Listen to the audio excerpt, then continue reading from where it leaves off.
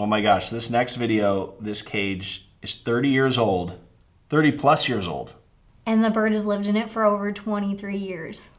You guys got to see this one.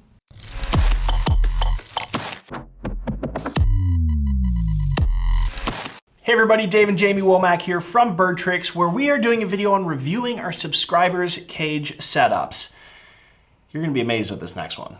If you haven't seen these before, we go through and we are looking at these videos and pictures for the first time, completely blind. We haven't seen them before, just like you. So our reactions are going to be genuine, they're going to be real, but we're going to be judging it on a handful of different things. Number one is the size of the enclosure. We're also gonna be taking a look at the bar spacing. Is it too big or too small? Also, cage material. What is your cage even made of? The perching is a big one. Is it all one size, or do you have lots of different options for your bird? And number 5 is food and water bowls. Are you using stainless steel, plastic? How are you going about it? Number 6, we're going to be looking at toys and enrichment. Is there enough? Are they high quality, or are they potentially triggering hormones? Now, I will admit, we peeked at this during the last video. We didn't go into details, but we found out this cage is around 30 years old and that the occupant is a Senegal parrot who's lived there for 23 years. Named Precious. Named Precious. My Precious. Oh, I see him. Oh yeah, he's at the bottom, guys. I Underneath. didn't see him there. He's hanging out. Hilarious. Okay, so some of the info that they were able to give us is that he can climb in and out on top and under the bottom. The door's open all day, spends most of the day outside the cage, seldom flies, climbs mostly. The window faces east, plastic on the floor to catch droppings, hanging green cap to discourage gnawing woodwork, which works. What is she talking about? That discourages the woodwork. The top left part of the picture? Okay, I did not see that. So he has 2 short perches, one on the door and one opposite back wall, which isn't visible, 1 long perch by the food and water, 1 rope perch covered with a sheet for shredding. A sheet? A fabric sheet? Oh, sheet. Oh, man. Sleeps on the rope near the door. Do we see that? That looks like the rope perch with the fabric. 1 swinging perch, seldom used. Do we see a swinging perch? Oh, we see it. It's wire. Okay, and then the toys are 2 bells on the roof near the door, leather with knotted laces for pulling and unknotting, a bell hanging over the food, a second similar bell behind the leather, round piece of wood, mostly behind the leather, a toy bought from BirdTricks. Where is that one? Maybe it got destroyed. Or maybe it's just behind something. Cuddle bone on the back wall, a ladder under the cage with paper coil and core from toilet paper for shredding. I think right behind the leather is the BirdTricks toy. Okay, so it's just we can't see it. I think so. Looks like, yeah, I think that might be ours. Okay. So I want to start by saying, like, the attention to detail that this person has to submit all those details so specifically gives me a ton of hope for this one, because there's a lot that we can do to improve this. But let's start with the size of the cage first. And I think for a bird this size, I mean, obviously we'd love to see it be even bigger, but not bad. Yeah, and again, we'd like it to be fatter than it is tall, but I'll admit that's really hard to come by in the market these days. That's not how manufacturers are typically making cages. So it can be really difficult unless you have a custom-made cage. So the other thing, if I zoom in and I'm looking at the wear and tear on the inside of the back wall, you can see what appears to be a lot of chipping. And the only way that that would happen is if the bird was doing that. It's like not gonna happen from the cage getting moved, which tells me, and actually on the inside of the right back our wall. Right side of the back wall, looks like it's got a lot of like kind of chewed up damage too. And so what I would do, knowing that this cage is 30 years old, I would take it into a powder coater, have it sandblasted and repowder coated. You could get another 30 to 50 years out of this cage, no problem, once we just kind of clean up some of those spots that are potential hazards for your bird. Or you could take the money that you were gonna do that with and just get a new cage. Like, you could get the one that you typically, want. Because I think it's safe to say you've got your money's worth out of this cage. There's that. Like, maybe we do a full upgrade, because I would love to see a fatter cage. Boy, I'd love to get 30 years out of a cage. I'd love to get 30 years out of a cage. Yeah, that's... We just updated our 12-year-old aviaries. Is that all it was? Yeah. Jeez. It hurts. So I agree with Dave on that. I will say that at first glance, I feel like this cage looks pretty bare, that it could have a lot more added to it, and a lot of what's in it replaced is kind of what I would like to see. So personally, if it was me coming to your home doing an in-home consult, I'd be like, let's take everything out and start over. Other than our BirdTricks toy. Yeah, and I'm zooming in looking here at the droppings. It almost looks like a shelled peanut. Some colored pellets. There's some dietary stuff that I'd want to look at. Looks like some seeds. So there's that green cap they were talking about, held on by a toothbrush. Okay. That's hilarious. Okay, so I will say, you know, I appreciate the fact that you're like, hey, it's working to have this green thing dangling here to keep him from biting the wall. But I think that if he had more to destroy inside of his cage, he wouldn't redirect it to the wall. So he wants to chew wood. Like, let's give him some natural wood that he can chew so that he doesn't care about doing it outside of the cage anymore. Also, fabrics are a big no-go. These get stuck in our birds' systems. They end up having to go into surgery to have them removed because they can't physically pass them.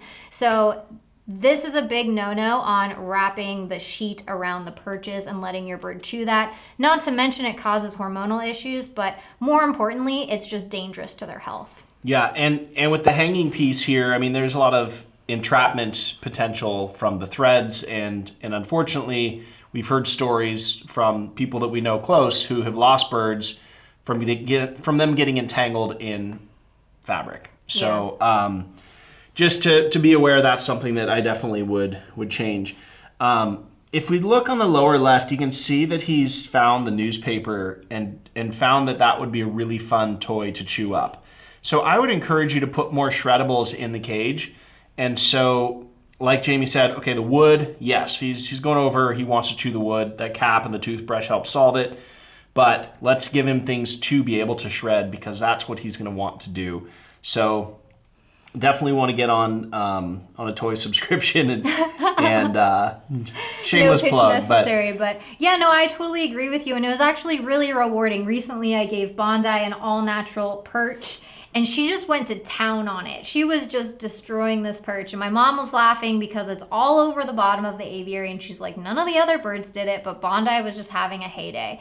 And it's so rewarding to see our birds engage with their environment that we provide. It's like, they appreciate it when they're like destroying it. Yeah. It just feels good. And so I think this bird is really asking to engage with his environment. And right now he's doing it in ways that are unacceptable to us as humans because he's ruining your stuff. So let's give him stuff that is okay for him to ruin. Even if it's some perches on the outside, like connected to the outside of this cage where we offer some more toys, I think that honestly heading over to birdtrickstoys.com and picking some stuff out for him, because these are all natural toys at BirdTricks and we make these and we're so excited about them. And I think that it will help him stop misbehaving by destroying your stuff if you give him those things in his enclosure. I want to commend you for sending us this, because when I hear people that are doing things the same way for the last 30 years, it typically tells me somebody who's not willing to change. And the fact that you were willing to submit this photo and ask for input gives me awesome hope that like you're on the right path. And so I would just take everything out of this and replace it with natural perch. You have our BirdTricks toy in there. I'd keep that. I'd probably keep the leather, but the rest I think I would just swap out with more natural types of items. And then it looks like at the bottom, at some point in the last 30 years, the wire grate has been removed. And so if you're finding that your bird, is it Perches, that they're going down and like playing in the newspaper, then that can be a hormonal trigger and we would have to address that. But if it's not an issue, then there's no reason to replace the grate at this point. Yeah, I think this is a great one for starting over. Yeah, but super cool. And I love just the confirmation that we see this bird likes to shred paper and likes to shred wood. And we want to make sure this bird wants to be active. That we replace that. The other cool thing is that she's just saying how much time he spends out of the cage, which does make me feel like, okay, well, we can make this cage really, really awesome and enriching, because if he is spending a majority of the time out of it, that he's looking for those things to do, right? So we want to place a lot of that reinforcement back in so that when he is in there, he has lots to engage with. So I love that he's out a lot, but I will say it sounds like it's leading to problematic behavior. So I think something needs to change. And personally, instead of investing money in fixing this 30-year-old cage, I would just go for something new that is wider, that gives you more opportunities to offer him just more fun things to do and different types of enrichment that you may notice in this series. Because if you haven't checked out the other videos in this series, there have been some epic enclosures that we've looked at. So go get ideas and go watch those videos that have already been published. And I will add to this, like you mentioned, there's the swing that's seldom used. My parents had a blue and gold macaw growing up. Well, I was growing up. My mom still has the bird, Tico. And I remember them saying, oh, that's his favorite toy. It's like, it's this acrylic ring with like little things on it that he hasn't touched since he was a baby. But as humans, we have the ability or the natural instinct to be like, oh, but he must love this. Because he's had it forever. He's had it forever. There's some sort of emotional attachment.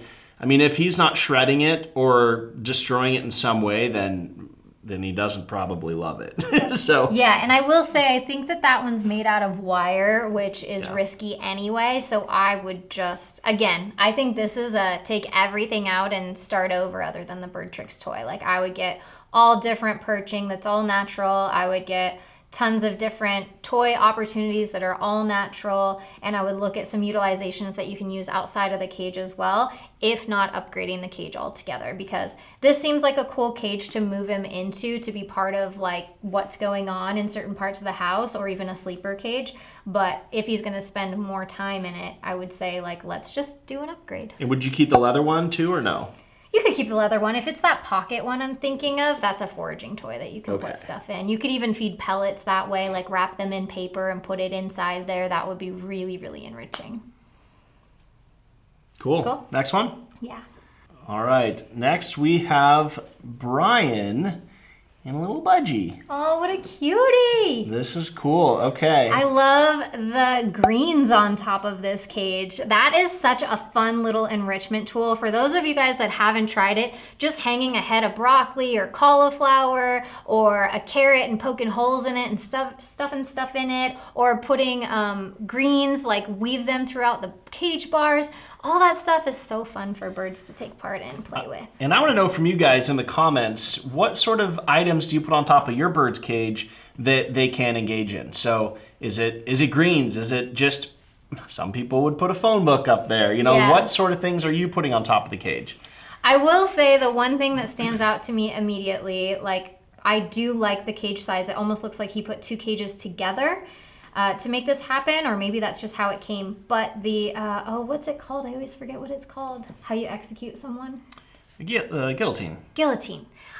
Those types of doors freak me out. We actually purchased a cage not realizing they had those types of doors, and we got these little clamps so that when we open the door, we put the clamps there so that it can't accidentally fall, because that's like my biggest concern with this style. And these are, I'll be specific, that cage she's talking about is a travel cage. Well, we turn it into a travel cage in our bird trailer, actually our magic show trailer, that the doves go into. But even that, like we want to make sure that a dove's head doesn't get, stuck in that. It wouldn't take it off, but it could get stuck and scare it and hurt it. And yeah.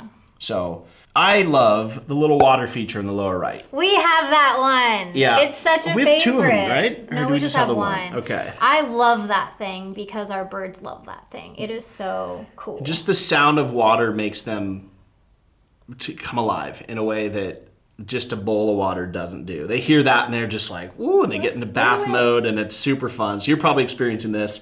I love that the cage is clean. I like all the natural perches that they've incorporated, and they have perches running the full length of the cage. I think that beaded one is maybe wire, but when you're dealing with a budgie, it's very much less likely that they're going to bite through that. So just something that's more species specific. We typically try to stay away from the wire stuff if there's an alternative, which there are some on the market. So I would just consider that, including like the wire toys and anything that's like, I see a little bell and some plastic beads and stuff. And again, we just like to go all natural. Even with our Budgie, she loves mahogany pods and like soft woods and things. Devours it. She will jump on some of our big toys and just chew it. So I would highly recommend just getting some of those in here and utilizing it. Again, where all these perches are, I think you could hang a tiny toy at every single perch. So I think that there could be more toy utilization in better spots. Yeah, cage size though, I love it. This is so cool for a Budgie. Bar spacing looks good. The cage material, obviously, it looks relatively new. No chips and wears that we can see. I'm with Jamie on the perching, the more natural perching and just maybe a few more options. But it's also like, this is a fun cage to look at too. So yeah, this is really cute. I do like that you left some open space in there. So I imagine this Budgie can like flutter down and flutter up to some of these areas and stuff. I would question the little swing. I think it might be a pear-shaped quick link keeping it in there, and I also wonder if it's getting utilized. So if your Budgie uses it, then I would just exchange the quick link for a proper one. But if he doesn't, I would consider moving that and just seeing, is there a different spot that maybe your Budgie is more likely to utilize it in, or should it be removed and maybe put on a play stand where it's more likely to be utilized? I just always question swings, and I want to make sure that your birds are actually using them. And sometimes in areas like this, it might feel like they're just not using it. yeah, and then I do see some bells in here. So on the toy on the right, and then I think at the very back, maybe almost like a brass or bronze colored bell. And then I believe maybe by the cuddle bone. I would just take the bells out. We actually, early on, had a Budgie get stuck on a piece of the toy. I want to say it was a little metal, it looked like a triangle, like a dinner bell triangle. You know what I'm talking about? Is it the clasp inside the bell? Yeah, and it basically it went through the lower mandible of the Budgie and got stuck around its beak. And miraculously, my vet was able to save the bird, but it went through the trauma of that whole experience. And I was I think we were just married, or I was maybe in high school. I don't know if we were married yet. I don't remember that. I think you always told me the story, but I don't. Yeah, I was probably in high school then. So, you know, but this was like a toy that was sold to me at the pet shop that was totally not safe. So we want to constantly be evolving and looking at these things and like, how can we continue to do better? And so those are, I would probably get rid of anything that has like, basically it's a little triangle that looks like an old-fashioned dinner bell, but it's a triangle. So any pieces that the bird could get potentially stuck on, I'd pull those out and just replace it with a quick link. Yeah, But yeah, this it's is cool. adorable. Thank you guys so much for submitting these and like willing to listen to what we have to say. Holy moly, this next one, Lori. All right. This looks like a bird theme park. This is cool. This is insane. Holy cow. I love that she got a metal tray for the bottom of one of her play stands. She's like, you know what? I'm not cleaning this in a different way. That's super smart. Look at how she has the cage connected to the play stand that's connected to the bigger cage. So clearly these birds don't go in their cage. Like, don't get locked in their cage, I should say. They look very content and calm with their environment, like they're used to exploring all of it. Actually, so there was a previous setup where I was like, you can get these cool perches that have these shallow bowls in them. This is them. Lori has them. So they're actually 2 or 3 on the front of the cage. Those are the ones that I use that I think are super cool. I got them off Amazon. They're really neat for the tiny birds. They can bathe in them or drink out of them. They're really easy to clean. They're stainless steel. It's just awesome, and it adds like a little variety for perching. So, and then talking about these rope perches, you know, in a lot of the other episodes of this, we've given these rope perches a hard time, but I think it really comes down to being species specific, because I don't think the cockatiels are going to chew through that and create. They don't look like they have single wear and tear on them. Yeah. So, but again, that's like very specific to each individual bird, right? So if you have a bird that's overly interested, which I have, so we rotate all of our birds into all different aviaries, and I had a Boing in one of them that survived forever until I put Jinx in there, and then he's like, it's gotta die. and it died within like a few hours. And I was like, okay, it's become unsafe. I just got to get rid of it. And I decided not to replace them just because I want to be able to rotate my birds safely and not have to worry about that. But obviously these cockatiels, they are not doing what Jinx did. Yeah, this is funny. I do have to laugh though at like either the mesh or the acrylic around the lower part of the cage to keep the mess in, but then clearly the birds spend a lot of time outside of the cage. So yeah, that's pretty funny. Is the back window, what are we looking at? So I'm looking at these little pins, and I think that's a picture that's pinned onto the wall. See that pin there, pin there, pin there. So I think it's just a artificial. It's a pretend like look out the window yeah. thing. Okay, got it. Got it. No, I like the lighting that they have going on. It's nice and bright and it feels good. It looks naturey with their background that they have going on, which is cool too. I love how they connected everything with these little ladders. I love that all the perching has a lot of variety and goes full length. I love that so much stuff is outside of the cage. Like, this is what I'm talking about. This is really cool. Where you just, you know, a lot of you guys, I'm just kind of encouraging you to do it with 1 or 2 perches, and Lori's taken it to the extreme where this is freaking awesome. I mean, I love it. I love that it's just, looks like a bird theme park. Yeah. Well, to rein it in a little bit, if we were going to be super critical, I would be kind of the same advice that we've been giving is I would start to get rid of things that are plastic and go for more natural. So I see the plastic chains. I don't think that your cockatiels are going to be chewing on the plastic chains. So this might be a situation where you could get away with it because they're not actually engaging with that. But if you notice that they were starting to, that'd be the first thing that I would change. I don't know that I would necessarily change it unless they were chewing on it, though. I don't know what your thoughts are. Yeah, I tend to agree with you. Like, if there's an alternative, we definitely do it. If you notice any sort of nesting behavior in that, I would, you know, change it up.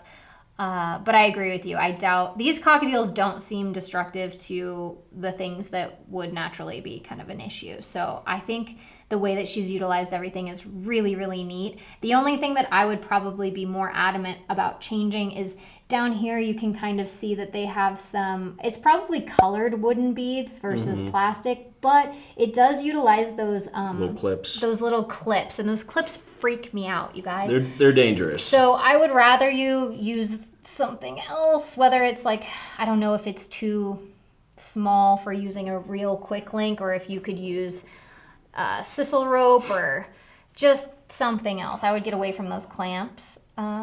But other than that, I mean, she's utilized every inch.